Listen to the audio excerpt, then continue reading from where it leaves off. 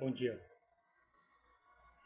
graça e paz da parte do Espírito Santo de Deus e da do Senhor Jesus Cristo.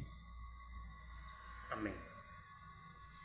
Venho aqui a fazer essa pequena live na aprendizagem do nosso dia a dia a respeito dos livros da Bíblia Sagrada, ao qual temos que ter na nossa mente para a defesa do dia a dia contra as flechas do maligno que queira corromper a nossa mente de algum modo a abandonar a fé.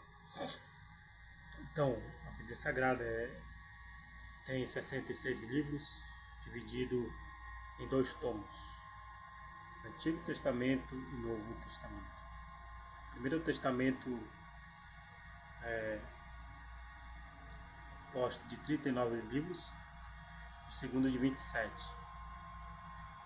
Que no Antigo Testamento estão Gênesis, Êxodo, Levítico, Números, Deuteronômio, Josué, Juízes, Ruth, 1º e 2 Samuel, 1º e 2 Reis, 1º e 2 Crônicas, Esdras, Neemias, Esther, Jó, Salmos, Provérbios, Eclesiastes, Cantares, Isaías, Jeremias, Lamentações, Ezequiel, Daniel, Oséias, Joel, Amós, Obadias, Jonas, Miqueias, Naum, Abacuque, Sofonias, Ageu, Zacarias e Malaquias.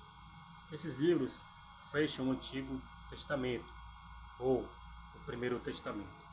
E o Segundo Testamento é Mateus, Marcos, Lucas, João, Atos, Romanos, 1º e 2 Coríntios, Gálatas, Efésios, Filipenses, Colossenses, 1º e 2 Tessalonicenses, 1º e 2 Timóteo, Tito, Filemão, Hebreus, Tiago, 1º e 2 Pedro, João, são as cartas de João, Judas e Apocalipse, a revelação que Deus deu a João. Então ele fecha o Segundo Testamento, o Novo Testamento, com 27 livros. E também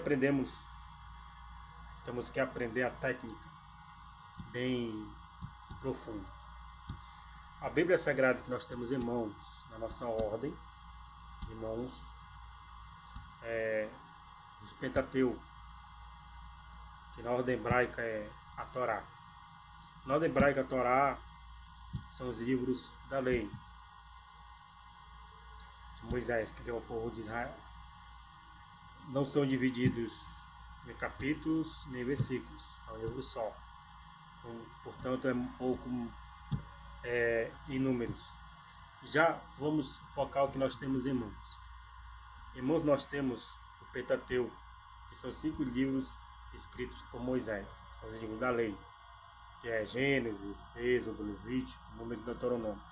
E depois vem os livros históricos, os livros românticos, os livros poéticos, os evangelhos, as cartas, e assim por diante, como todo mundo, quem lê a Bíblia conhece. Mas o que eu venho dizer aqui que o primeiro livro, número 1, é Gênesis, número 2, Êxodo, número 3, Levítico, número 4, Números, número 5, Deuteronômio, número 6, Josué, número 7, Juízes, número 8, Ruth, número 9, 1 Samuel, número 10, 2 Samuel, número 11, 1 Reis, e número 12, 2 Reis. Tá? Então, por que eu vou dizer só até aqui 2 Reis? Porque é o que eu estou ainda neste livro, da leitura anual de 2024. Só que também estou lendo aleatoriamente. Estou no livro de também Coríntios, né?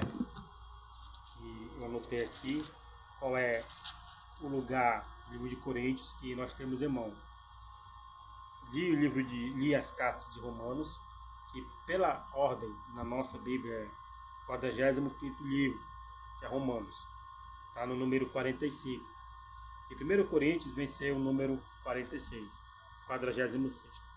Então é necessário aprendermos isto.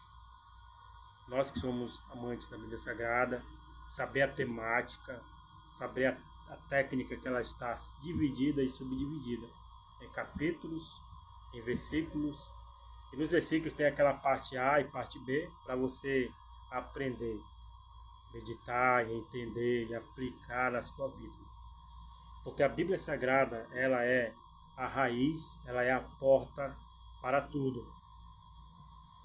Para a obediência, para viver uma vida bem-sucedida, para ter uma família bem-sucedida, para ter uma família unida, para ter uma família de paz, para ter um lugar de paz, para você morar num lugar de paz, para você congregar numa igreja onde é a paz, Jesus, e o corpo de Cristo se ajudando um ao outro. Então a Bíblia, ela tem tudo isso. Você aplicando e trazendo para a sua vida na prática do seu dia a dia, vai te levar à prosperidade. Tudo o que você fizer dará certo. Então, para finalizar essa temática, essa técnica, não poderia deixar uma palavra para que você venha praticar no dia de hoje. Que esta palavra está no Salmos 1. Quer ver? Qual a diferença dos bens que aquele que confia no Senhor ganha mediante a palavra dele, e os bens que os ímpios ganham, que não estão no Senhor, que vivem conforme a sua vontade, a vontade da carne. Vamos lá? Então, o Salmo 1 diz assim, o título: A felicidade dos justos e o castigo dos ímpios. Isto é a palavra de Deus. Que o ímpio que não segue o Senhor, o fim dele é o castigo. E se morrer sem Cristo, a eternidade dele é o inferno e muito sofrimento. E o que vive em Cristo é justo e é feliz, tem paz, tem prosperidade. Então diz assim: bem-aventurado o varão que não anda segundo o conselho dos ímpios, nem se detém no caminho dos pecadores, nem se assenta na roda dos escarnecedores. Antes, tem o seu prazer na lei do Senhor, e na sua lei medita de dia e de noite. Pois será como a árvore plantada junto a ribeiros de água, a qual dá o seu fruto na estação própria, e cujas folhas não caem, e tudo quanto fizer prosperará. Deus dá aqui a promessa de justo que ele fizer o quê? Se ele fizer um pouco, ele vai prosperar. Se ele fizer mais ou menos, ele vai prosperar. Não. A promessa que Deus dá aqui é que se ele fizer tudo, ele prosperará. Tudo o que está escrito no livro da promessa, que é a palavra de Deus. Porque ele será como ribeiro de águas, a qual dá o seu fruto na estação própria. Ou seja, não é na vontade dele, nem na hora dele. É na hora própria, na estação própria, no tempo certo do Senhor. E cujas folhas não caem, cujos seus sonhos não são destruídos, cujos seus projetos não caem, cujos seus projetos não são cancelados, não são dissipados. Ou seja, no tempo certo, tudo quanto fizer prosperará. Essa é a promessa dos justos que segue ao Senhor, que medita na palavra de Deus e aplica ela dia e noite. Também ele fala o fim dos ímpios, que se diz assim, ele logo aqui ele já vai dizendo, já tirando o ímpio, né, da prosperidade, diz assim: não são assim os ímpios, não são assim como os justos, que tudo que o justo fizer prosperará, mas os ímpios não. Os ímpios são como a moinha que o vento espalha, pelo que os ímpios não subsistirão no juízo, nem os pecadores na congregação dos justos. Porque o Senhor conhece o caminho dos justos, mas o caminho dos ímpios perecerá. Então isso aqui é uma palavra muito forte, quando ele fala que os ímpios não subsistirão no juízo, nem os pecadores na congregação dos justos. Vou pegar essa parte aqui B. Mas os pecadores, nem os pecadores na congregação dos justos. Ou seja, tem pecador que vive na congregação dos justos. Tem pecador que vai aos cultos. Tem pecador que vai que gosta de ir a seminários, que gosta de ir a congresso, mas não se arrepende. Esse pecador ele não fica muito tempo na congregação dos justos. Ele passa uma temporada e depois ele se desvia, porque ele não quer compromisso com a palavra. Ele quer os milagres, quer as maravilhas. Mas se não estiver fundamentado na palavra dia e noite, não será como a ribeira de água, a qual dá o seu fruto. E logo ele não permanece na congregação dos justos. Por quê? Porque o Senhor conhece o caminho dos justos, que são o caminho de arrependimento, são caminhos de sinceridade, são caminhos de fé. Mas o caminho dos ímpios perecerá. Então, se você se encontra nessa condição, que você é um pecador que está no meio dos crentes, está no meio da congregação dos crentes, mas é para criticar, saia fora. Porque o seu caminho é perecível, o seu caminho é de morte.